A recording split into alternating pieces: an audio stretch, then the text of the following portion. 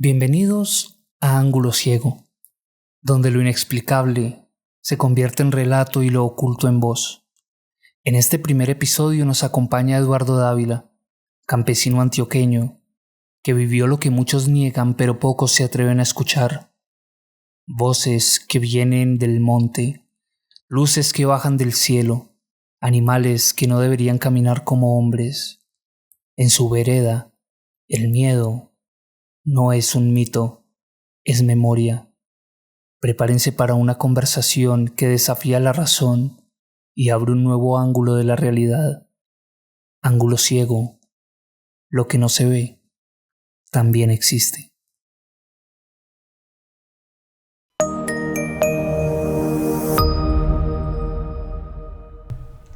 Eduardo, buenas noches. Buenas noches. Eduardo, dentro de esas historias llenas de misterio y terror que usted nos trae esta noche, quiero que nos cuente cuál fue la que más le impresionó. En esas historias tenemos la historia del Juan Martínez, un tipo que vivía en la vereda de Ceniza En Antioquia. En Antioquia, en Ituango, Antioquia. Y ese tipo salía convertido en un marrano a los caminos a asustar a la gente. Sí. Atajaba las bestias de los caballeros que iban por el camino. Resulta que una vez le salieron a un señor José Manuel Restrepo, iba con otro que en el momento no me acuerdo, y lo atajaron un marrano gordo por ahí de unas 8 arrobas, se les atravesó en el camino y no los dejaba pasar. Pero era únicamente de malo, por cansón, por fastidioso, ¿sí? Por cansón, por fastidioso, y algunos episodios los hacía por maldad. Era maldadoso. Sí. Resulta que se bajó José Manuel Restrepo de la bestia, le pegó un machetazo. Sí. No le podía pegar dos porque se borraba el primero. Entonces, en estas cosas no se puede sino trabajar con el número non.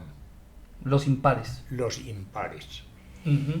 Entonces le pegó un machetazo, se volvió a subir a la bestia y ese Juan se torió tanto que los hizo devolver un rato y volvieron a coger el camino y ya no lo encontraron. Subieron a la granja, comentaron la situación y dijeron: esperemos que mañana deben de venir a comprar gasas para curarle la herida. Es decir, si le pegaban el machetazo al marrano, ese machetazo, después de que él se volvía otra vez persona, le quedaba la cortada. Le quedaba la cortada. Entonces al otro día tenían que ir a buscar gasas para ir a curar al enfermo. Para ir a curar al enfermo. Y ahí ya sabían quién era. Todavía no se sabía. O sea, nadie sabía quién era el Juan. No, nadie sabía quién era el Juan. Al otro día, muy por la mañana, bajó una viejita. Llegó al pueblo y a buscar gasas, esparadrapos, cosas para curar al enfermo que había, al herido. Bajaron y le preguntaron: bueno, ¿y quién es el herido? Entonces dijo: el herido es mi hijo. El herido es mi hijo que en un encuentro con otro campesino le pegó un machetazo. ¿A dónde fue el machetazo? Ese machetazo se lo pegaron en la cara. Y coincidía con el machetazo que le había pegado José Manuel.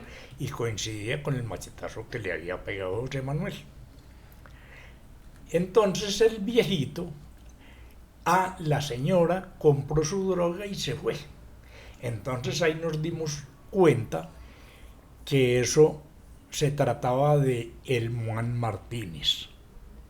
Ya lo apodaron así. El apellido Sí, de la persona. el apellido era Martínez, entonces nos dimos cuenta de que era el Juan Martínez porque la señora era reconocida. ¿Cuántos años tenía usted cuando pasó eso? Cuando pasó eso, yo tenía unos 20. Eso fue más o menos en el año 70, 75. Su merced menciona que las personas tenían esas habilidades especiales, pero ¿qué hacía que ese ser humano que era normal tuviera esas habilidades? ¿O cuál era la explicación? Pues no sabemos. No sabemos de dónde venía el hecho de una persona convertirse en un marrano. Y se convertía, y después supieron, se convertía en Y algún otro animal. después se convertía otra vez en humano. Y después de que a él ¿lo curaron o murió? No, sano, común y corriente, con un hueco en la cara que le quedó del machetazo. Del machetazo. Y no tomó represalias contra No, José Manuel. no, en ese momento no tomó represalias contra nadie. Claro que los episodios de él son largos. Sí, hubo más episodios de él, así que Sí, de los que ustedes se hayan enterado. sí, él se fue a otro corregimiento. Se fue a otro corregimiento a vivir en la vereda del Espejo, en el corregimiento de Santa Rita. Y allí se hizo enemigo de un señor Miguel Giraldo. Y por toda parte lo atacaba. Miguel Giraldo bajó a Tarazá un día, compró 50 reses, lo mejor que había en la región, y las llevaba para Santa Rita. Y allá se las echó por un voladero y cayeron al Cauca y se ahogaron todas. Sí. Y él sabía que había sido el Juan Martínez. Pues le parecía. Resulta que llegó a la finca y encontró a todo el personal atareado apagando incendios en la finca. Incendios que se hacían en los cañauzales. Resultaba un foco en un cañauzal y corrían a apagarlo. Apagaban este y a los 2 o 3 metros estaba otro foco prendido. Y así los tenía todo el día corriendo, apagando foquitos de incendio dentro del cañauzal. ¿Qué edad tenía el Juan Martínez cuando se supo de él? Por ahí unos 50 años. Ah, era mayor, señor. Sí. Eso es inexplicable. Después, él hizo eso por una cantidad de tiempo, por ahí unos 15 días. Tuvo al personal en los cañauzales Apagando incendios. apagando incendios. Después un día iba Miguel de Ituango, iba en una mula, llegó a una quebradita que se llama San Andrés, la quebrada de San Andrés, y llegó a esa quebradita que era un arroyito que no le alcanzaba a tapar el casco a la mula. La mula se enredó en la quebradita y se ahogó la mula y se ahogó Miguel. En una quebrada pequeña. En una quebrada donde no alcanzaba a tapar el casco de la mula. Y todo el mundo sabía, pues, Y que todo había el sido... mundo sabía que era el Moan Martínez, el de eso. ¿Y qué pasó con él? No, siguió funcionando común y corriente, trabajando su finca. Y trabajando su finca y ahí más o menos pararon las cosas de él. Y ya nadie nunca más lo increpó, nunca A nadie le nadie, dijo nada, no. pues a nadie más lo atacó directamente como atacó a este señor. Sí, resultaban episodios por ahí, pero como habían tantos, entonces ya no se sabía si era él o era otro. si era él o era otro. ¿Y su merced cómo cree que escogía a las personas a las que les hacía las maldades? Enemistades que se formaban. Entonces iba Y le hacía la vida y le imposible. hacía la vida imposible. Muy, muy. Tengo entendido que por esas partes de Ituango también se hablaba mucho de los entierros, de temas de cosas indígenas que se quedaron por allá. Fuera de cámaras hablábamos que se veían indios correr y eso significaba que eran entierros. ¿Cómo vivían ustedes eso? Pues esto ocurrió alguna vez en la finca de nosotros, donde abajo de la casa, al lado de abajo de la casa, estábamos sembrando un árbol de café. Y nos encontramos dos narigueras de indio, haciendo el hueco, que es de 20 por 20. Y allí nos encontramos dos narigueras que pesaban 9 castellanos. 9 castellanos. Sí, exactamente 9 castellanos, 3 tomines. Ese era el peso Que se manejaba en ese tiempo, que la medida de peso. La medida de peso del oro. Ok. La medida de peso del oro. Mi papá contaba, yo no vi eso. Mi papá contaba que abajo había una loma, abajo de la casa, había una loma a donde cuando esa loma se quemaba se le metía candela y quedaba totalmente quemada. ¿Y para qué se le metía candela? Para cosechar. Quedaba totalmente quemada, se veían 8 o 10 negritos corriendo en círculos en un llano que había encima de la loma esa. Se creía que en esa loma había un patio de indios. Sí. Nosotros alguna vez fuimos allá con una batea de lavar oro, escarbamos, lavamos y encontramos solo jagua. Jagua. Jagua. ¿Qué es jagua?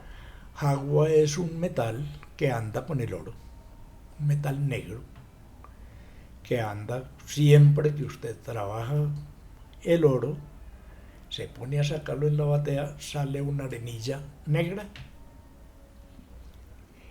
y si usted le pone un imán, la saca.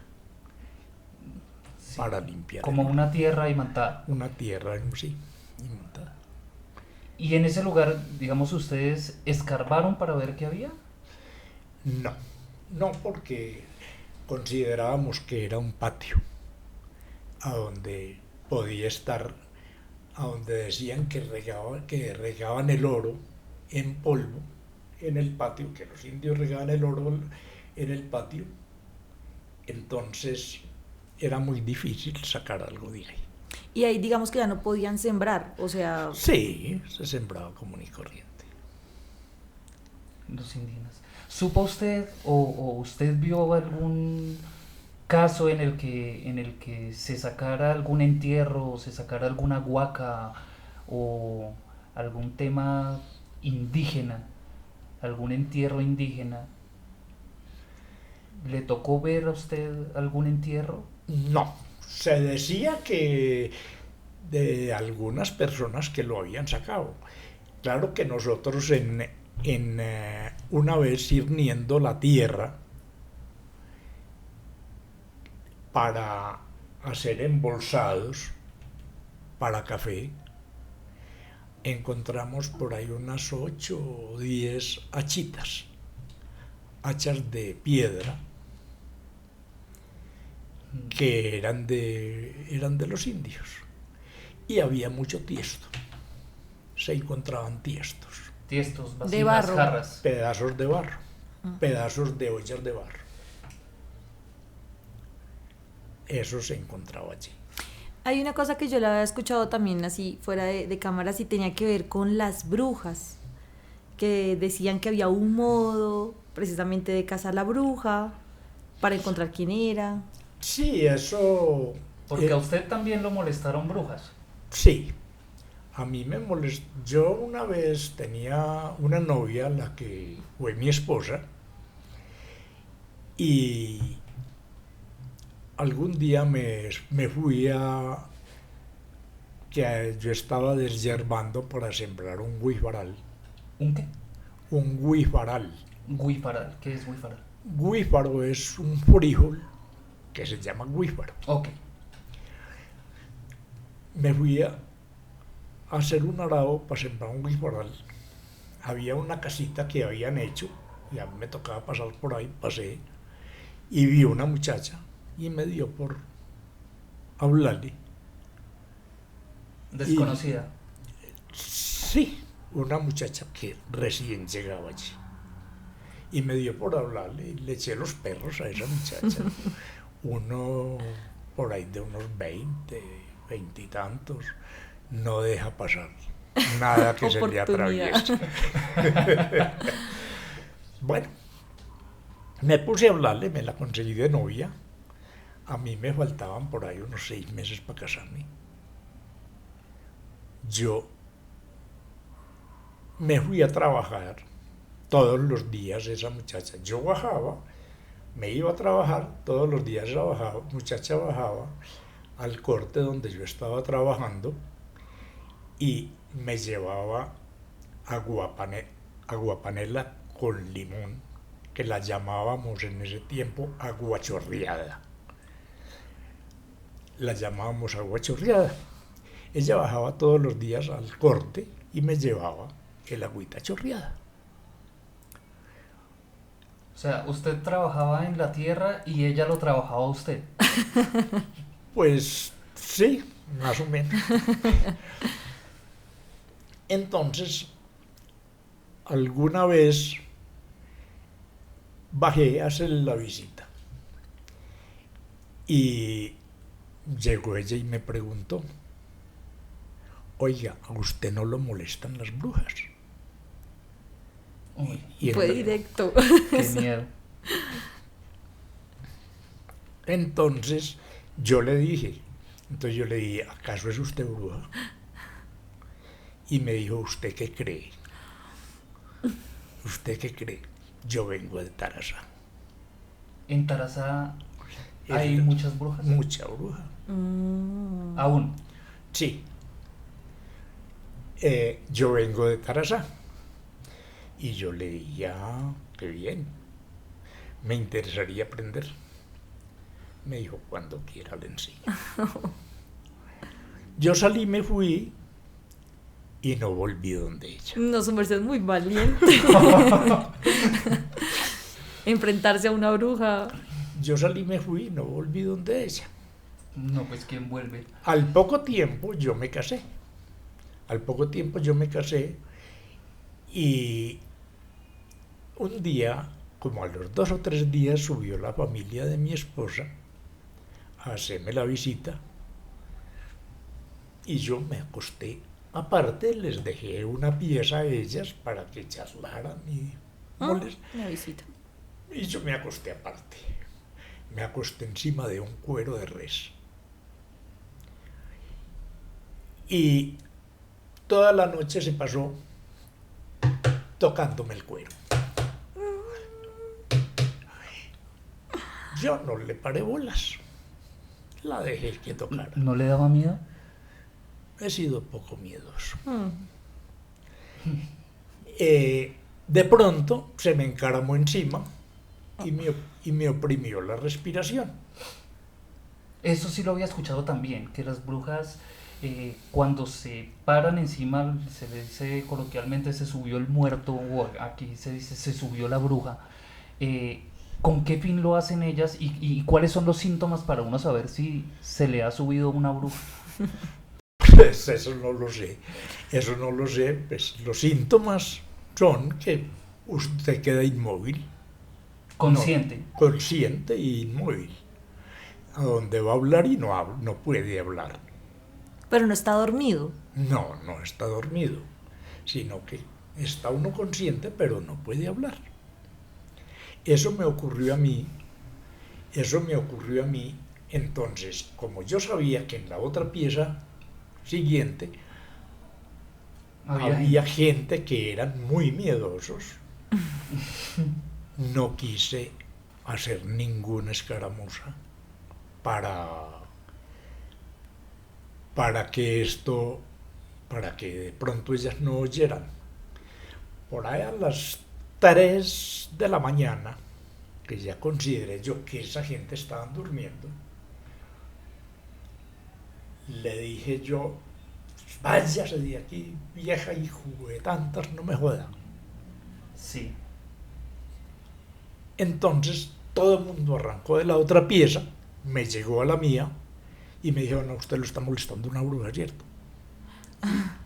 Y yo les dije, sí. Y dijo también, dañé la visita. Y dañó la visita. Y me dañó la visita. Bueno, eso pasó así.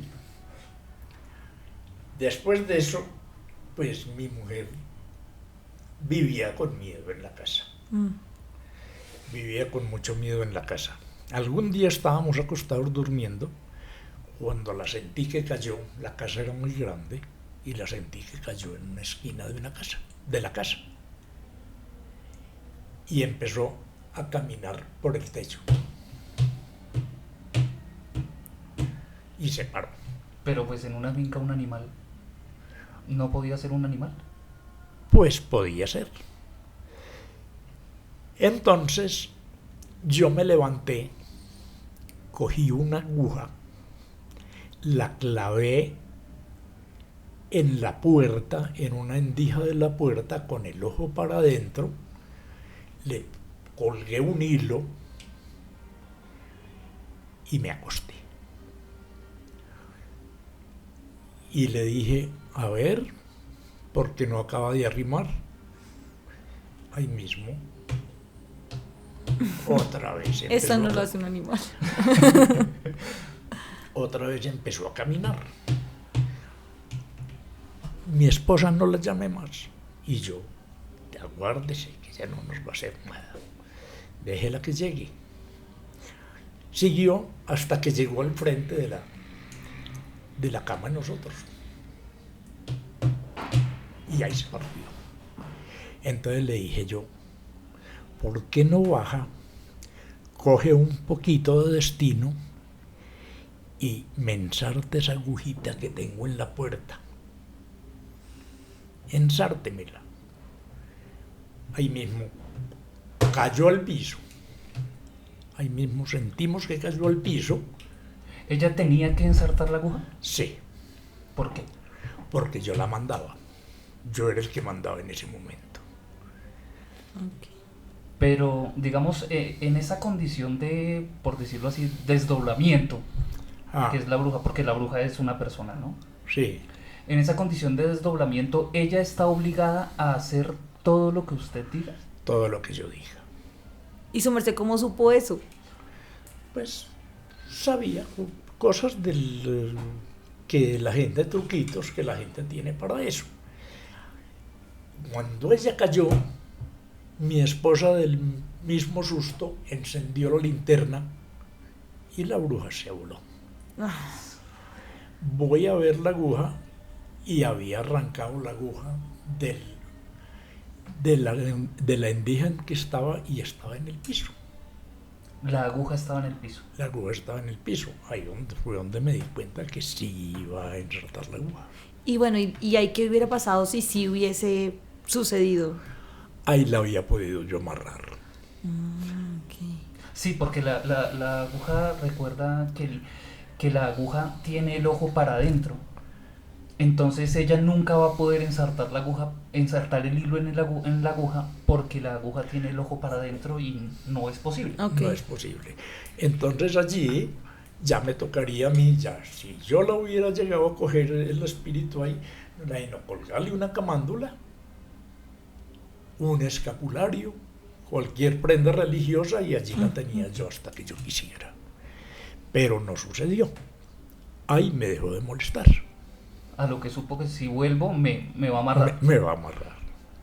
Ahí me dejó de molestar. Ese tema religioso que tienen todo este tipo de espantos y sucesos sobrenaturales, ¿cómo era, digamos, el papel de los curas o de los sacerdotes en el pueblo? Digamos, ¿no podía usted ir a decirle a un sacerdote, venga, que es que me están molestando en la casa, ¿cómo puedo solucionar esto?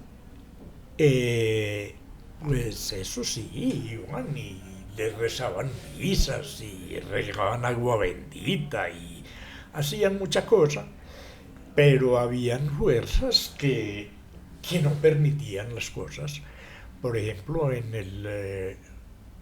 el pueblo había un cura, el padre Jiménez, en ese tiempo, que dicen, no lo vi, que se iba a confesar un paciente por allá en una montaña, que en ese tiempo salían los curas a confesar los pacientes a las montañas, y en el viaje se le montaba el diablo al anca de la mula y le decía al cura, este muertico me lo llevo yo. Le decía el diablo. Entonces el cura le contestaba, no te voy a dejar. Cuando llegaba encontraba al diablo en la cabecera de la cama, riéndose, y no alcanzaba A confesar. No, el cura era un cura muy acertado y nunca lo dejó llevársele un alma. Se peleaba con el diablo por las almas. Sí. Pero ese también era una persona que no tenía miedo. A mí, Sí. a mí se me sube algo, yo escucho medio cualquier ruido y yo ya estoy... Grito. Su merced habla mucho de que los escuchaba. ¿Alguna vez vio algún tipo de estos espíritus? Espíritus en sí, de yo ver un espíritu, una figura, nunca, pero vi luces en los caminos que traté de seguir y no fui capaz de seguirlas. Se iba a perseguirlas. Sí. Muy osado. Alguna vez un señor, estuvimos en la casa de él, acompañándolo a buen morir, estaba ya muriendo, acompañándolo a buen morir, de pronto en un filito, retirado de la casa, tipo 12 de la noche, vimos una luz y dijimos, allá viene otra persona A recogerlo. a ayudar, a rezar o a acompañar aquí. Allá viene alguna persona. Esperamos y nunca llegó. Y la lucecita se veía en el filito. Entonces nosotros dijimos, esa luz está al frente, en la otra montaña que se encuentra al frente. Alguna persona que todavía a esta hora no se ha acostado. Sí. Entonces, cuando nosotros dijimos así, se reflejó la luz en los arbolitos. Se reflejó la luz en los arbolitos. La luz no pasó de ahí. Entonces yo les dije a todos, habían por ahí unos 20, 30 personas y les dije, acompáñenme, vamos a ver qué hay en esa montaña. Yo no lo acompaño. ¿Cuántos fueron? Nadie. Son de tu equipo. Ellos son de mi equipo. Bueno, yo salí, me fui y les dije, pongan cuidado a ver qué se mueve, para dónde corre, o se queda en el sitio. Yo subí a la montañita esa, había una piedra grande, una piedra calichuda,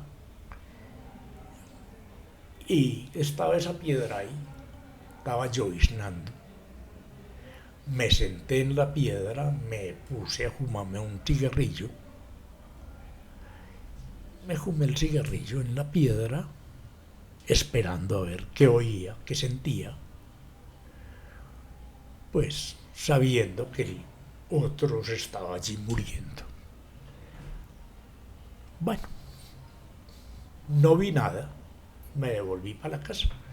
Cuando llegué a la casa, apareció la lucecita otra vez, En la casa, No. en la misma piedra. donde su allá, merced había ido a buscarla. donde yo me senté, ahí se posaba la lucecita. Entonces, bueno, cuando yo llegué a la casa, ya el viejito se murió. El viejito se murió al otro día, a las 5 de la mañana, montamos al viejito, lo echamos a la caja y salimos con él para llevarlo al pueblo. Cuando llegamos al punto donde estaba la lucecita, a la persona de atrás se le recargó el peso como si llevara 10 arrobas y el de adelante no sentía la caja. Y era un viejito que murió sequito de la enfermedad y quedó que hacía retorcer la gente que lo iba cargando. Del peso. A los Del que iban peso. detrás. Bueno, yo acompañé hasta cierta parte y me volví para la casa, me fui y conversé con una hija de él y le dije, mañana tengan cuidado porque yo no puedo venir, estoy muy trasnochado. Mañana le ponen cuidado a ver si aparece la luz ahí otra vez. Y si aparece me llaman, yo vengo a ver qué se puede hacer. ¿Tenía algo ya enterrado el viejito? Bueno, se pusieron a esperar y por a las 9 de la noche apareció la luz. Entonces un hijo de él cogió no el camino derecho para llegar allá, sino que se montó por encima a verlo desde arriba y lo vio dándole vueltas a la piedra. Vio la lucecita dándole vueltas a la piedra. Ahí mismo bajó con una linterna, se fue y se puso a mirar debajo de la piedra. Por el lado de abajo de la piedra había una cuevita. Y llegó él y metió la mano a la cuevita y sacó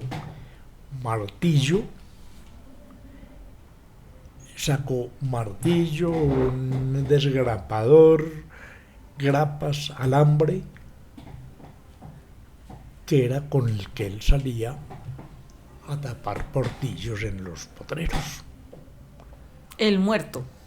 Sí, Era la herramienta de él. es la herramienta de él. Y eso Lo llamó. Lo llamó. Sí, porque dicen que dejar cosas enterradas siempre amarra el alma a este plano y no la deja trascender. Sí, eso era lo que decían. Y eso fue lo que sucedió en ese momento. Bueno, eso ocurrió así. ¿Cuántos años tenía usted cuando eso? Cuando eso, pues yo estaba jovencito, de unos 18, 20 años. Es que eso era seguidito. Pero su merced ha Sí. sido muy valiente, siempre ha sido... Lo que pasa es una cosa, que en la casa yo tenía algunos hermanos que, pues no sé si era que no me querían, o era que me molestaban para reírse. Y entonces, diario que yo salían y de noche y salían y buscaban la forma de asustarme. Entonces, alguna vez uno de ellos, yo salía a las 8 de la noche a echar las bestias para el potrero y yo me devolví muerto de miedo porque No, cualquiera. eso era lo que nos decían a nosotros. Cuando yo me devolví, recogí piedras y me las llevé en la mano. En un arco que había en la casa de pino, antes de entrar a la casa, me asustaron, se me aventaron con un grito y me asustaron. Cuando me asustaron, yo cogí las piedras y pegué a esa cosa que me había asustado, la pegué a piedra y era un hermano mío que me estaba asustando. Entonces a partir de ahí ya no le A tuvo más partir de miedo. ahí yo perdí el miedo Claro. y a mí no me asusta, a mí se me arriman por detrás, me tratan de asustarme, inclusive perdí hasta las cosquillas, porque yo no tengo cosquillas. Ah, la sensibilidad de... Sí, yo me puse que yo no le tenía miedo a eso. Entonces no tuve mayor problema de ahí en adelante con los asustos, con los miedos. Yo he escuchado que la sal ayuda a esos rituales de poder alejar esos sustos, esos espíritus. Seguramente, pero eso no lo apliqué en ningún momento. Bien. Volvamos al tema de los entierros. Supe también, o había escuchado yo, que era muy común encontrarse entierros de oro, pero bastante oro, que había que sacarlos con animales. ¿Sí? Sí, eso se llegó a decir. Por ejemplo, había un señor, Ramón Vera, que se dice que él con un hijo, Ernesto, sacaron un entierro en una finca que tuvieron que utilizar 2 mulas para poder llevar el entierro. ¿Cuánto peso puede cargar una mula? Carga normalmente sin recargarla, carga 10 arrobas. 10 arrobas. 2 mulas son 20 arrobas. 20 arrobas. Son alrededor de 500 kilos De oro. de oro. No alcanza los 500. No alcanza los 500 porque la arroba tiene 25 libras. Sí, 250 kilos, perdón. Pero igual es mucho. Son 250 kilos. Y al precio que está el oro hoy, Sí, pero al precio que está el oro hoy, pero en ese tiempo no estaba. ¿Y qué hacían con ese oro que encontraban? Pues lo llevaban a Medellín y lo vendían. una fortuna. Una fortuna enterrada. Una gran fortuna. ¿Las personas que destapaban esos entierros tenían algún tipo de como consecuencia por sacar esos temas? Pues no sé, de pronto no eran gente, en adelante no seguían siendo gente muy normales, porque ya no ayudaban a la familia. Por ejemplo, este señor que les estoy contando, este señor tenía la finca, se la vendió a 2 hijos, y a uno de ellos en ese tiempo tenían que pagarle cuotas de 500 pesos. La finca fue vendida en 3.000 pesos y tenía que pagar cuotas de 500 pesos al papá. Un día ese tipo le pagó la cuota de los 500 pesos y no le devolvió la letra. Le dijo que no la había llevado, que otro día se la daba. Y entonces, bueno, él dijo, pues es mi papá. Tome los Él dijo, 500 y listo, yo confío en usted. El hijo siguió llevándole las letras hasta que terminó de pagarle. Y dijo, papá, me queda debiendo una letra. Me queda debiendo una letra. Ah, esa está por ahí rejuntida, algún día se la doy. Al tiempo, llegó otro señor y le dijo, oiga, Elías, yo tengo una letra suya y necesito que me la pague y necesito que me pague con intereses. Y dijo, letra suya. Sí, tengo una letra de 500 pesos. Entonces dijo, muéstremela. Y él la mostró. La letra que le había pagado el papá y que no se la devolvió. Ay, el papá usó la letra para usó la letra para volver a cobrar, a recoger la finca. Y le recogió la finca. Y eso ocurría en Santa Rita. Había una familia que se les murió el papá.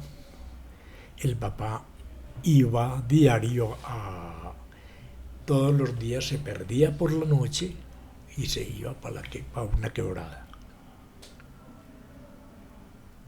Después volvía. Y así pasó hasta que murió.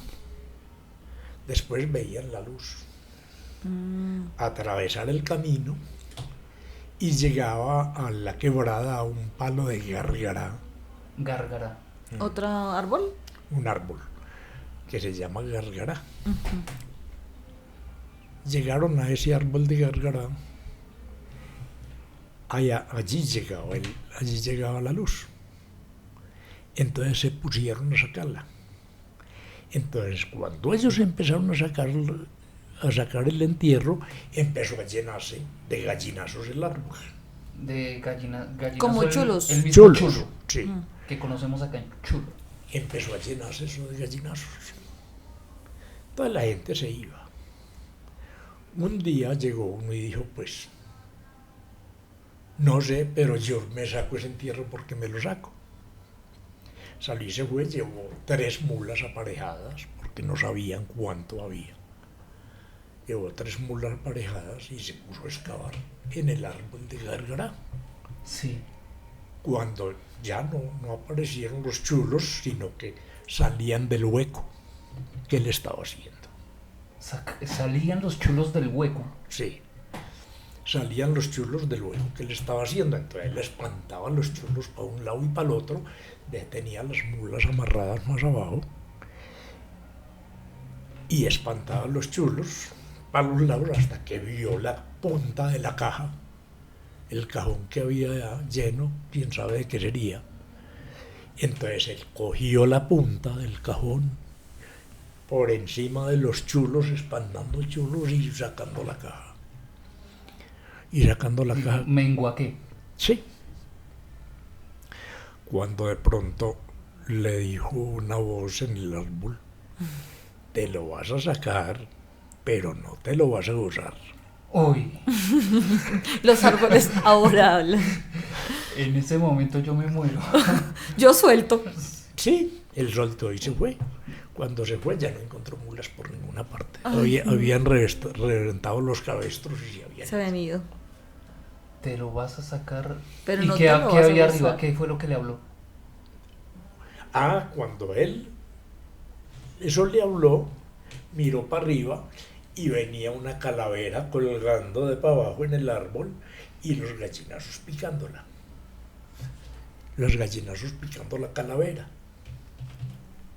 Y él tuvo que salir corriendo. No, pero es que cualquiera.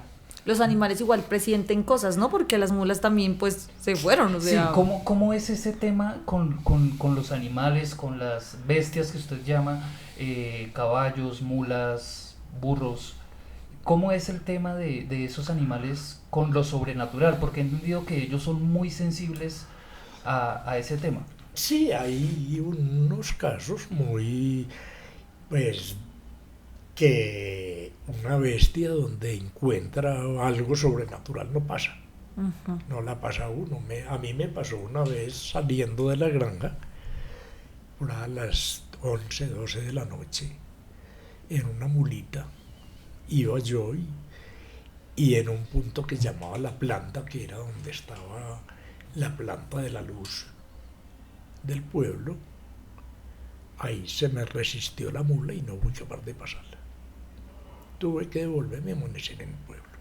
No pasaba la mula. No fui capaz de pasarla y era una mula de silla, una mula bien arrendada.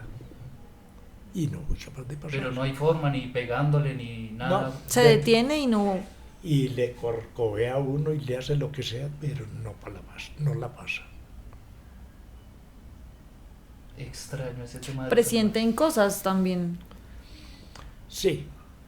Entonces, pues, a mí me pasaron episodios así parecidos, algunos. No, y era tan fácil como devolverse y listo, la mula no pasó y ya yo me devuelvo. Ya. Sencillo. Así de sencillito. Alguna vez me fui, iba yo a la finca y encontré que más arribita de donde la mula no me siguió, en una roca, era una carretera recién hecha, y en la roca me sonaron 3 campanadas. Sin iglesia cerca ni nada, en un camino. Sí, en un camino, ¿no? Y las campanadas se oían salir de la roca. Y su merced se bajó y miró porque... No me bajé a mirar, sino que seguí. La mula no se me detuvo. Siguió común y corriente. Pero era de día, ya era... No, era tarde de la noche. Okay. Yo andaba ese diario tarde de la noche porque pues yo venía de visitar una novia o algo así. Llegué a una quebrada que se llama La Graciana. Llegué a una quebrada que se llama La Graciana y era una quebrada muy oscura, demasiado encajonada, que daba miedo hasta de día pasar por ahí. Bueno, cuando llegué, en el canalón que hacía la quebrada, allá me sonaron los 3 campanazos otra vez. Y yo alcancé a pasar, con el primer campanazo yo alcancé a pasar la mula por ahí. Si hubiera esperado. Si hubiera oído el campanazo antes de pasar, yo no paso, porque sí tenía miedo. Ese día sí. Sí. Seguí llegando a la casa en otra quebradita que se llama La Relojera. Volvieron los 3 campanazos. Es como un aviso. Pero lo iban era persiguiendo. Volvieron los 3 campanazos. Entonces yo ya dije, ¿yo para qué me devuelvo? Ya estoy llegando a la casa. Ya lo que fue. Sí. ¿Qué sería? ¿Quién sabe? Alguna brujita, alguna cosita. Había mucha cosita así parecida. ¿Se logra acostumbrar uno a esas cosas? Sí, se acostumbra uno a ellas.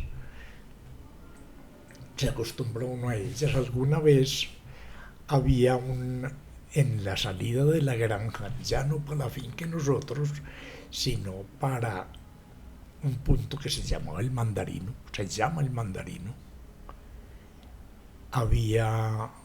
se decía que allí encontraban una vieja con unos colmillos que le bajaban de la mandíbula de arriba, daban una curva y le pegaban a la punta de las tetas. Y salí a asustar a la gente ahí. y salí a asustar a la gente. Yo ahí quedo. Entonces, un día Enrique, un hermano mío, se fue con Alfredo Vera y se fueron para el pueblo y se pusieron a beber y se pusieron a hablar de esa vieja. Y entonces llegó Enrique y dijo, si yo me la encuentro, soy capaz de bajarla, de bajarme de la bestia, comémela y me voy para la casa. Ay, Dios mío. Ese tema de las palabras ociosas es delicado también. Sí. Ahorita hablamos de eso. Enrique no llegó, Enrique no se fue ese día para el pueblo, para la granja. Alfredo, que estaba con él, sí se fue. Cuando iban de una parte que se llama el Quindío para abajo, vio, en el Quindío no, en otra entrada para otra finca que había más arribita, en la quebrada del... En fin, no me acuerdo en este momento. Vio un ataúd a la orilla del camino, arropado con una sábana blanca. Miércoles. Alfredo pasó por un lado. Alfredo pasó por un lado en la mula, volado, y el ataúd corría a la par. No. No. Yo Me pasó escalofrío. Corría a la par de la mula. Corría a la par de la mula. Y esa mula se desbocó hasta que llegó al patio de la casa. Hasta que llegó al patio de la casa, eso lo siguió un rato. Y la mula corrió hasta que llegó al patio de la casa y él cayó privado. Ahí lo encontraron por la mañana. ¿Y la mula? La mula estaba en los cañauzales, por allá. Lo dejó y se fue. Escondida. Pues, Del miedo. Sí, sí, claro. ¿Cómo es este tema de las palabras ociosas? Que también lo conversábamos antes de comenzar la entrevista, de decir palabras ociosas en contra de Dios o ¿cómo es ese tema? ¿Por qué se debe cuidar uno de decir estas palabras? pues lo que pasa es una cosa que nosotros estamos acostumbrados en el campo a que no tenemos una educación para, digamos, hablar, sino que diario está con el hijo de tantas, el mal parjorro, bueno, en fin, cantidad de cosas, y uno se debe cuidar mucho de eso, a donde, pues, Le trae desgracia. sí, le trae desgracia. Yo, así de palabras ociosas, no conozco represalias que hayan ocurrido con eso. Pero sí conozco de gente que les roba a los demás y al otro día están perdiendo lo que ellos tienen. Así es. Una pregunta, digamos que su merced cuenta estas historias que son muy de campo, pero su merced cree que estos eventos paranormales solo ocurren en el campo o aquí en la ciudad. Aquí en la ciudad hay más. Okay. Aquí en la ciudad hay más. Lo que pasa es que aquí está camuflado con el ruido, con todo lo que significa una ciudad. Pero aquí dentro de las casas hay mucha cosa. Tengo entendido que a usted también lo asustaron en una casa. Sí, fue una cosa, eso fue una situación de 15 años que la toleré. A donde yo llegué a una casa y desde el momento en que entré empecé a sentir cositas, pero muy leves. Entonces No, y después de venir del campo, pues, Pues ya hizo la escuela. Sí, ya hizo la escuela. Entonces me dijeron de que la gente que llegaba ahí no duraría más de 6 meses. En esa casa. Durando mucho. Que no duraba más de 6 meses. Yo empecé a vivir en esa casa y viví mucho tiempo ahí, a donde escuchaba cosas.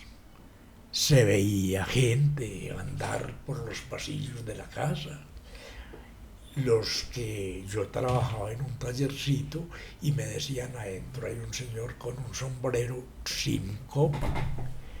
¿Qué va pasando? Bueno, y yo, eso es muy normal. Un sencillito. Sí. Pues después de todo lo que le ha pasado, cualquier cosa es sencilla. Empezó alguna vez a molestar a una hija mía y la molestaba, la arañaba, le escribía en las espaldas, le hacía letreros, no nos dejaba dormir. Alguna vez un señor me regaló una grabadora de esas grandes que venían para los campesinos, que eran unas grabadoras grandotas. Y me regaló una grabadora de esas y yo pues la mantenía por ahí, oyendo música, oyendo noticias o alguna cosa en el taller. Alguna vez se me dañó la grabadora. Y la llevé arriba al tercer piso de la casa. La llevé arriba al tercer piso de la casa y la boté en un rincón porque ya no servía y yo no le iba a pagar arreglo. Bueno, estábamos durmiendo. ¿Eso fue hace cuánto tiempo? Eso fue hace alrededor de 20 años. Fue más o menos hacia el 2000. Eso fue, eso fue antesito, eso fue hace por ahí unos 23 años, más o menos. Alrededor del año 2000. Sí. Entonces,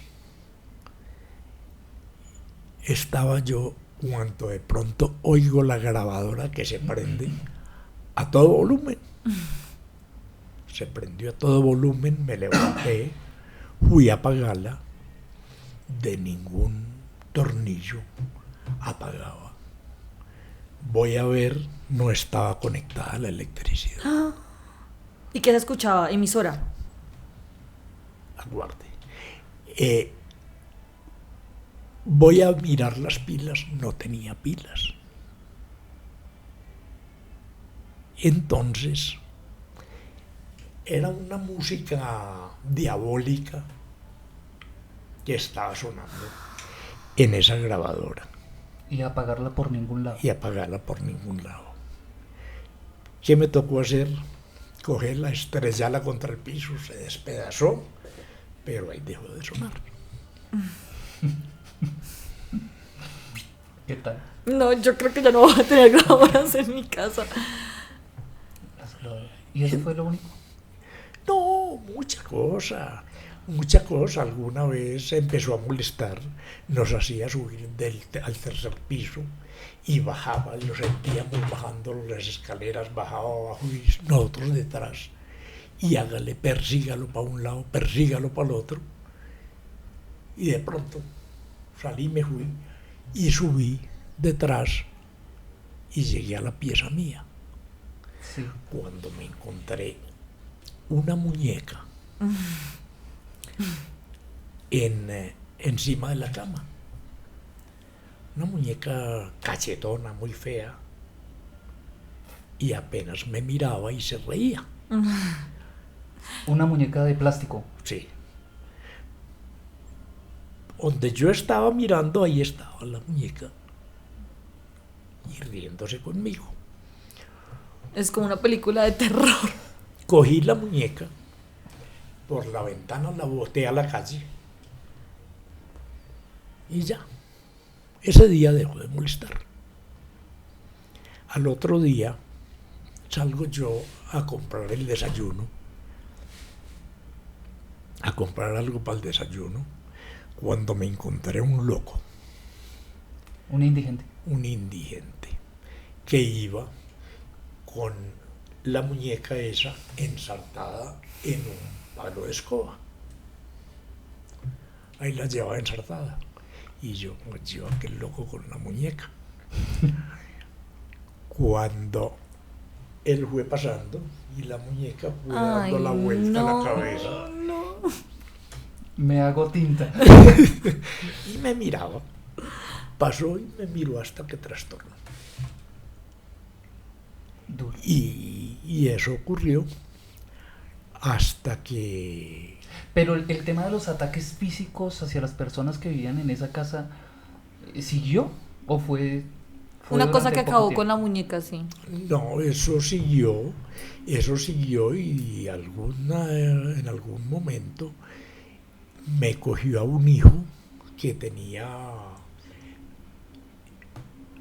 por ahí unos 2 añitos y no lo podíamos dejar solo porque lo encontrábamos mordido las manos como con esto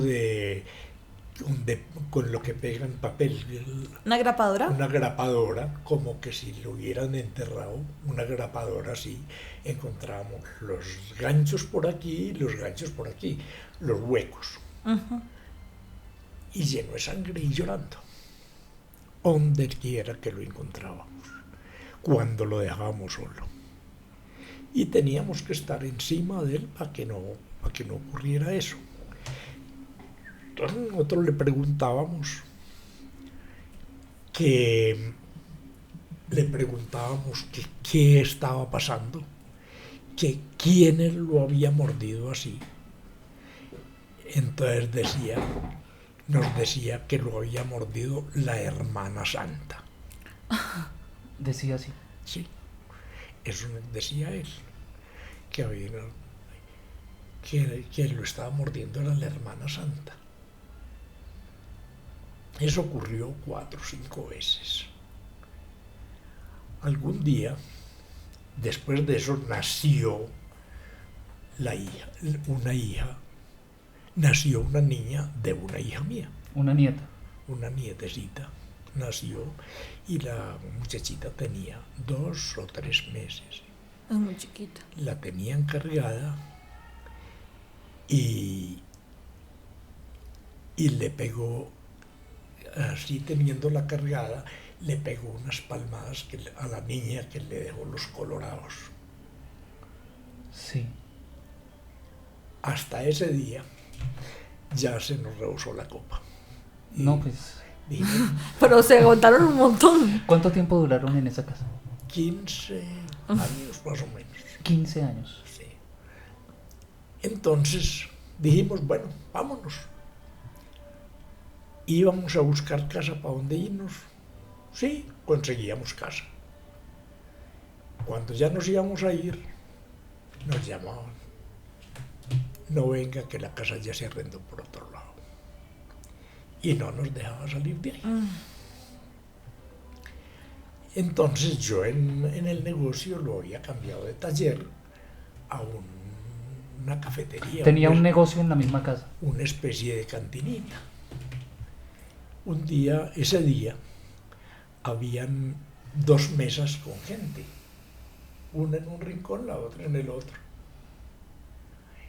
Y cuando ya empezamos a sacar gente de adentro,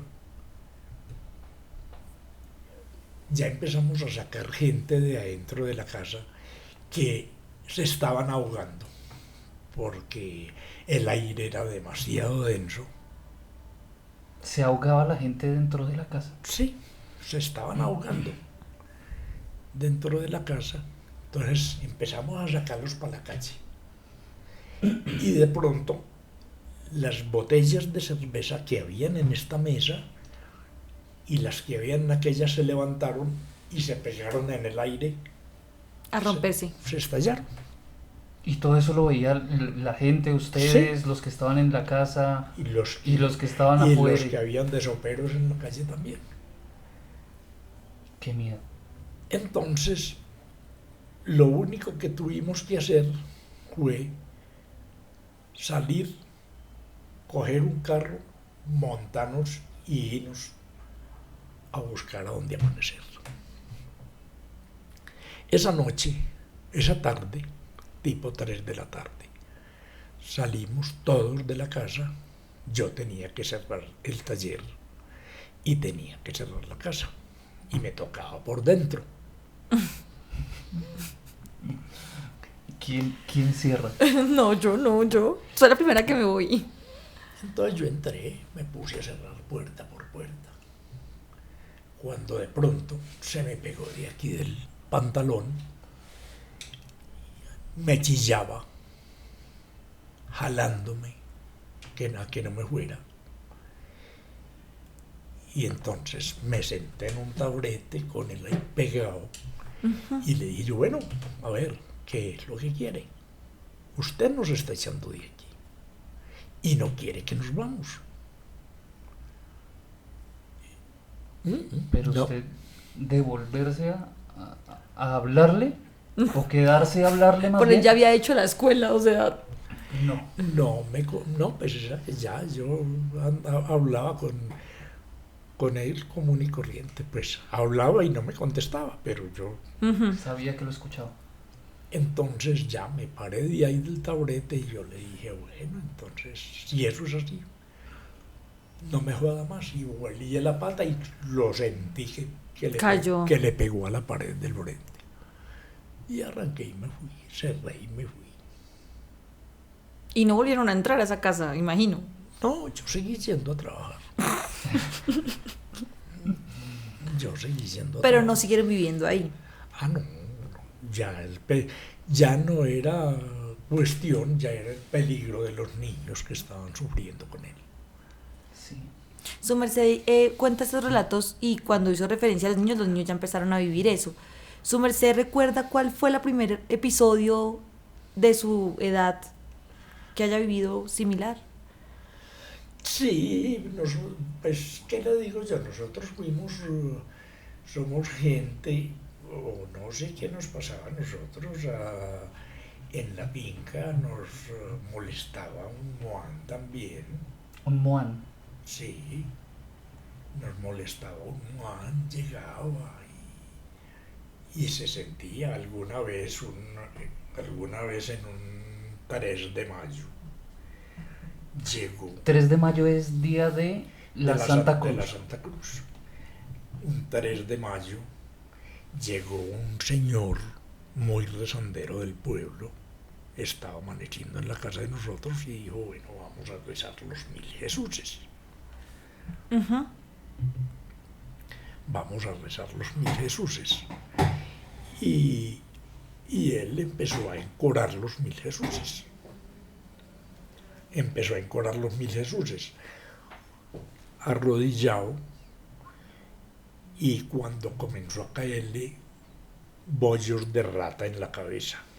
Ok. Empezó a caerle bollos de rata en la cabeza. Cuando el Señor terminó de rezar los 1000 Jesuses, por derecho ensartó el rosario. Cuando terminó de rezar el rosario, tenía una cúpula de bollos de rata así, y le caía aquí a los hombros, y aquí tenía los bollos de rata también, que lo que le caía de aquí se le quedaba aquí. Y no paró de rezar. Y no paró de rezar hasta que terminó. Hasta que terminó. Igual Dios siempre ha sido como una protección porque él menciona también que pues como que esto está muy relacionado con el diablo, ¿no? Con el tema de la religión, Sí. de saber.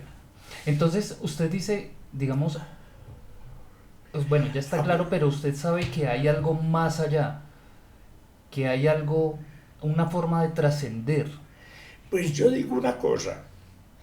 Yo digo que hay gente que dicen que no creen en Dios.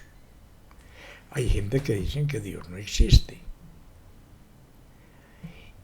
Y creen en que algo los está molestando. Yo tengo una hija que me dice que ella no cree en Dios, pero la molestan las cosas. Hay cosas que la molestan. Algo sobrenatural. Algo sobrenatural. Ujú. Yo le digo a ella, ¿cómo hace usted para decir que no existe Dios y que sí existen estas cosas? Y que sí existen estas cosas, porque es que hay cosas muy tangibles, hay cosas que se notan solamente con lo que a uno le está ocurriendo en la vida, porque a nosotros nos ha ocurrido cosas a donde estamos ahorcados de deudas, llenos de problemas, y de pronto nos llegó una ventana a donde nos sacó de allí. Sí. A donde nos sacó de allí. Como hay veces que estamos muy bien, Ujú. y no sé si es el ánimo que tenemos o es algo, y llega y coge, comienzan a morirse los perros, las gallinas, los marranos, las cosechas se dañan, todo, y nos dejan la ruina otra vez. Y de pronto vuelve uno a surgir. Entonces, son cosas de que no sé si es por los ruegos de uno, Ujú. las peticiones que uno le hace a Dios o algo que vuelve uno a levantarse. Pero yo creo que son cosas que la maldad existe y Dios existe. Esa es una excelente frase para terminar este capítulo de hoy. Y a todas las personas que nos ven, si quieren en algún momento, por favor, comenten este video, denos todas sus reacciones si quieren que hagamos una segunda parte, porque estoy seguro que Eduardo tiene muchas otras cosas que contar. Sí, hay mucho más hay mucho más en muchas cosas más se quedan en el aire. Bueno, Eduardo, pues muchísimas gracias por compartir sus historias, que como decíamos al inicio, terminan siendo la memoria también de su vida. Sí, muchas gracias por acompañarnos y recuerden, Sí. de ángulo ciego, lo que no se ve. También existe. Hasta pronto.